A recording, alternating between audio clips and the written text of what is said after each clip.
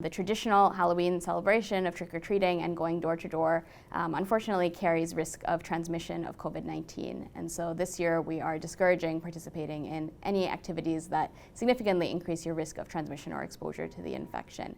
We are discouraging any door-to-door trick-or-treating, even trunk-or-treat type activities. Those are really difficult to maintain physical distancing, and therefore they carry risk of transmission of infection. They also involve the exchange of objects or candy, which can also contribute to transmission of infection. And so we would encourage people not to take part in those types of activities this year. We also are discouraging participating in indoor Halloween parties.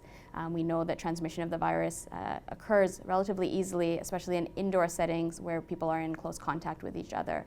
And so not meeting indoors with large groups of people is another way to reduce the risk of transmission. Having activities outdoors instead of indoors is also another way to reduce the risk of transmission.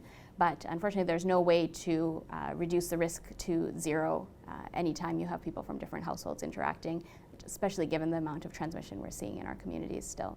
The holiday season this year is going to be like no other that we've had before. We're still in the midst of this pandemic. We're seeing rates of infection that are at their highest in some parts of the country than they have been since we started all of this.